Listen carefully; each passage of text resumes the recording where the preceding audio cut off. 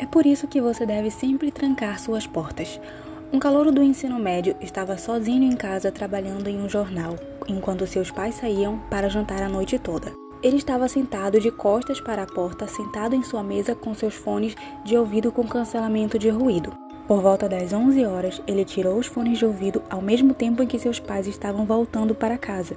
Então, ouviu sua mãe gritar no andar de baixo: "Ei, Adrian, o que aconteceu?" Confuso, ele corre para baixo e vê imediatamente o que ela está olhando: pegadas enlameadas por todo o tapete. Ele disse a ela que não saiu da mesa a noite toda e então eles perceberam. Alguém deve ter arrombado. Eles olham as pegadas e não há nenhuma saindo da casa. E é aí que eles começam a se preocupar de ainda ter alguém na casa. Então eles correm para a garagem aterrorizados e ligam para a polícia. A polícia chegou e não encontrou ninguém na casa, mas fez uma descoberta assustadora no andar de cima.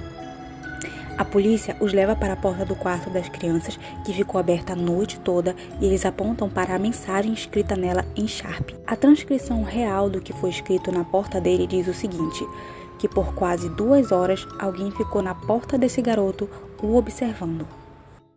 Você sabia que existe um banco do McDonald's assombrado no México? Essa é realmente uma das histórias mais bizarras que eu já ouvi. A história conta que 2 jovens tinham acabado de sair da boate e estavam com muita fome e foram procurar um lanche tarde da noite.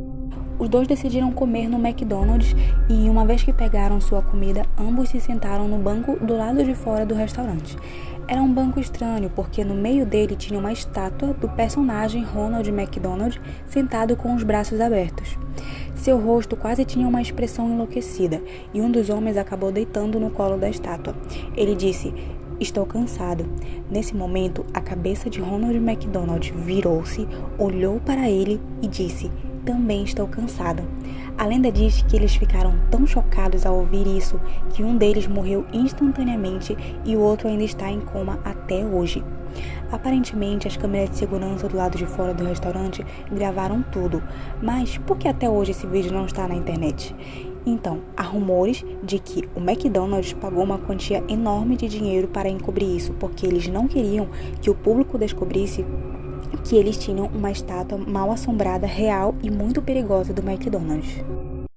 É por esse motivo que você nunca deve julgar um livro pela capa. Na noite de 7 de agosto de 1985, a polícia recebeu um telefonema sobre uma mulher mentalmente doente atacando sua família com uma arma. Quando a polícia chegou à residência, eles não ouviram nenhum tiro ou barulho vindo de dentro da casa. A polícia tentou gritar para o atirador sair, mas como ninguém surgiu, eles entraram. Lá dentro foi um massacre. Todos os 5 membros da família foram mortos, incluindo 2 crianças pequenas. Uma das falecidas foi Sheila Bamber, a mulher mentalmente doente.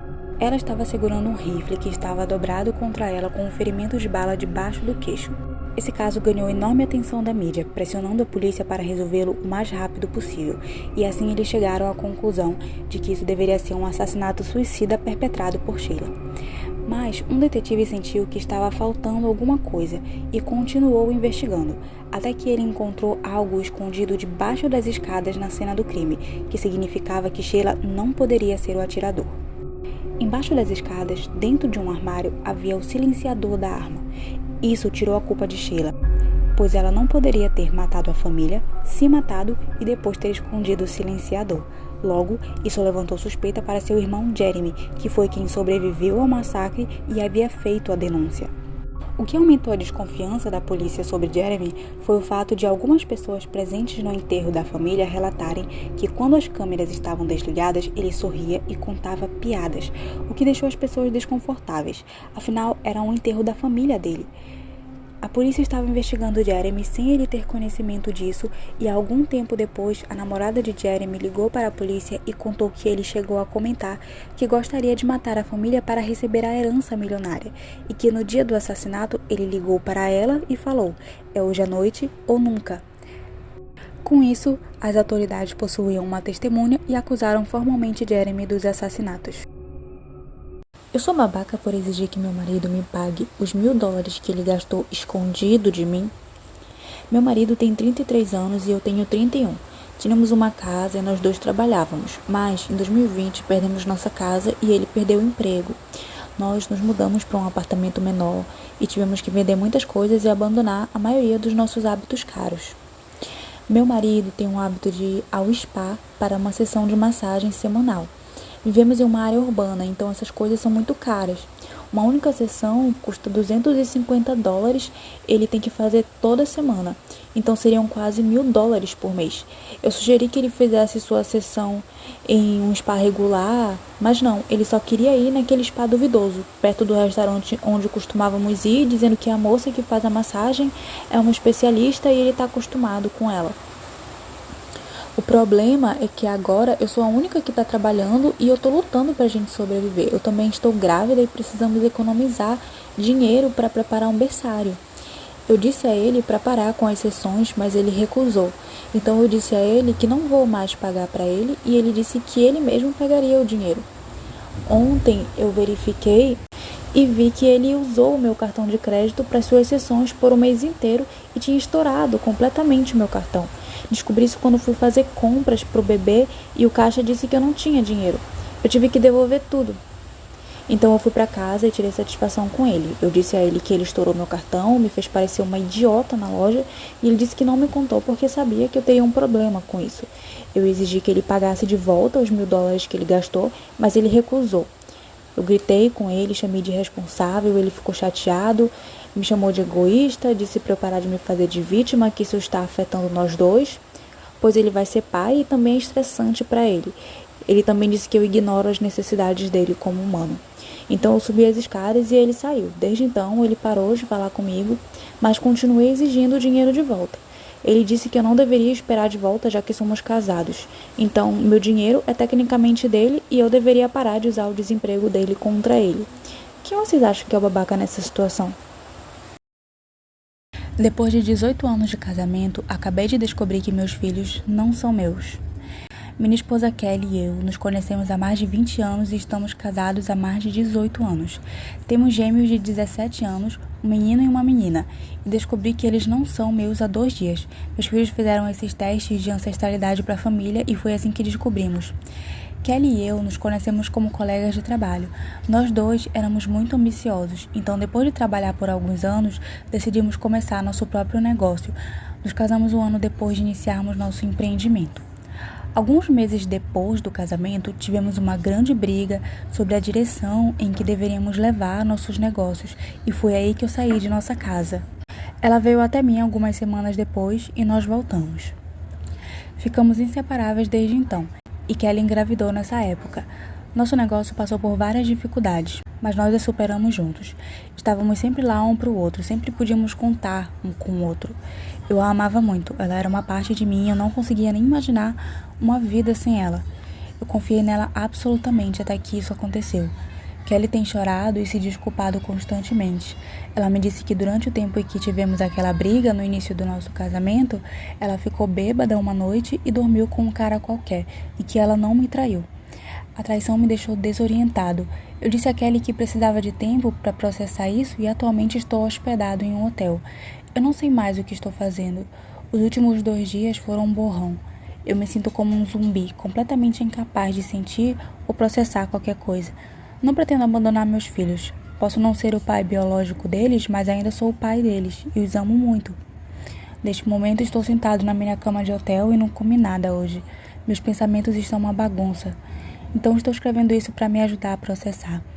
Kelly sempre foi uma ótima esposa e uma excelente parceira de negócios. Não sei se serei capaz de olhar para ela da mesma forma ou se voltarei a ser a mesma pessoa.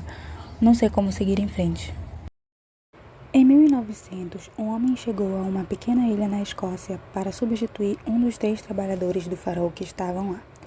Ao se aproximar do farol, ele viu que as grades de ferro foram dobradas e arrancadas do concreto e uma grande pedra que ficava na frente se moveu. Quando chegou ao farol, a porta estava aberta e dentro havia tigelas de comida meio comidas nas mesas e as cadeiras estavam viradas. Não havia nenhum sinal dos 3 homens, mas havia uma pista. O livro de registro dos últimos dias. Lá, Um dos homens descreve os ventos lá fora como sendo mais graves do que qualquer outra coisa que ele já viu em 20 anos. Ele também disse que eles estavam chorando e orando para que a tempestade parasse.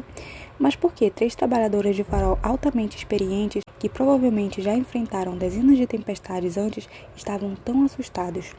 E eles estavam em um farol novo, que era considerado seguro.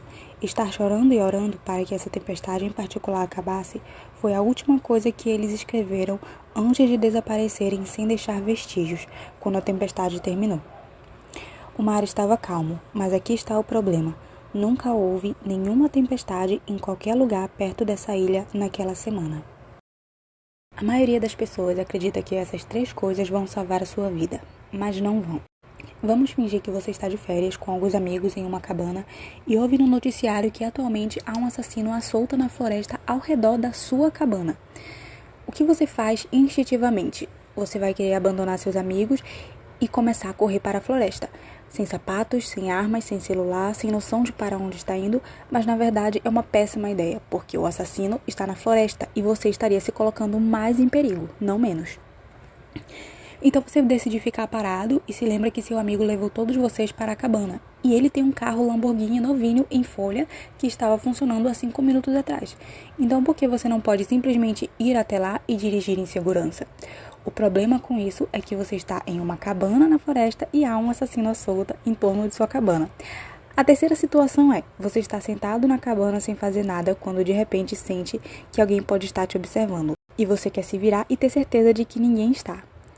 Não se vire, porque se você fizer isso, o assassino aparecerá magicamente atrás de você. Se você recebeu um convite suspeito para uma festa do chá em sua caixa de correio, jogue-o fora imediatamente e não participe da festa. Há uma lenda sobre uma garota que recebeu um convite estranho. Foi selado com cera, parecia super antigo e não dizia de quem era. Ele dava um endereço, um horário e uma sugestão de vestimenta. Porém, o convite dizia para os convidados irem sozinhos. Obviamente, os pais dela ficaram muito desconfiados e disseram para ela não ir a este lugar e descartar o convite imediatamente. No dia seguinte, seus pais foram para o quarto dela e ela não estava em lugar nenhum. Eles viram o convite aberto em sua cama e perceberam que ela tinha ido. Depois disso, ela nunca mais foi vista e quando sua família foi ao endereço da festa do chá, eles chegaram a um prédio antigo abandonado. Foi então descoberto que várias pessoas haviam desaparecido naquele mês depois de receber um estranho convite para a festa do chá. Voltando do pet shop com meu cachorro, aconteceu o impensável. No caminho, ele deu uma paradinha para fazer um número 2 básico. Eu recolhi e continuei andando, já que lixeira na rua de Niterói é raridade. E aí surgem 2 garotos de bicicleta. O da garupa gritou, perdeu, tia. Ele arranca a sacola que estava na minha mão, ri e xinga, piranha otária. E depois foi embora com seu piloto de fuga. Eu fiquei imóvel na rua. Um senhor me perguntou se estava tudo bem. Bom, comigo sim. Eu só queria ver a cara daqueles 2 quando eles abrirem a sacola e descobrirem que roubaram o cocô do cachorro.